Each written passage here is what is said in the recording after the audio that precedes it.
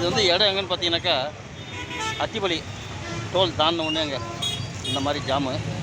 இந்த பக்கம் பார்த்தீங்கன்னாக்கா அப்படியே பார்த்தீங்கன்னா அந்த பக்கம் தமிழ்நாடு பார்டரு. ஸோ பார்டருக்கு அந்த பக்கம் பார்த்தீங்கன்னா சரியான டிராஃபிக்குங்க. அந்த ஃப்ளவர் மேலே வரைக்கும் நிற்கிதுங்க. அசோக் லைன் வரைக்கும் நிற்கிது. காக்க மாதிரி ஜூம் பண்ணுறேன். பார்த்தீங்களா எப்படி இது சல நிற்கிது பார்த்தீங்களா எப்படி எல்லாம் இதில் பாதி பேர் நடந்து போயிட்டு வந்துட்டுருக்காங்க. ஏதோ ஒரு மார்க்கெட்டில் வளர்த்துற மாதிரி வளர்த்துருக்காங்க. ஸோ தீபாவளி முடிஞ்சு அந்த இடத்துல ஒன்றுமே இருக்காதுங்க.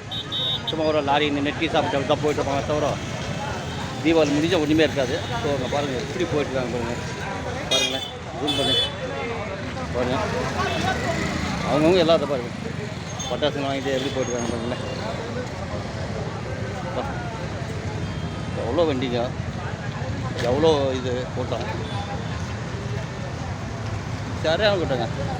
பார்த்தீங்கன்னா தெரிஞ்சுங்களா இந்த பக்கம் அத்திப்பள்ளி பிடிச்சி இந்த பக்கம் தமிழ்நாடு வரைக்கும் நிற்கிதுங்க. ஆமாம்,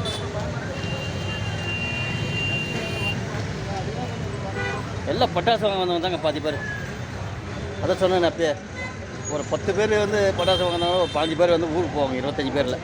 அந்த மாதிரி வெயில் ஒரு பக்கம் சரியான சுட்டி அடிக்குது வெயில். ஸோ வானம் மூடிட்டு மழை வர மாதிரி வச்சுட்டு எப்படி பார்த்தீங்கன்னா மேகம். ஓகே நண்பர்களே, நம்ம ஒரு சிறிய பதிவுக்கு சப்போர்ட் பண்ணுங்கள், மறக்காமல் ஷேர் பண்ணுங்கள், மறக்காமல் சப்ஸ்கிரைப் பண்ணுங்கள்.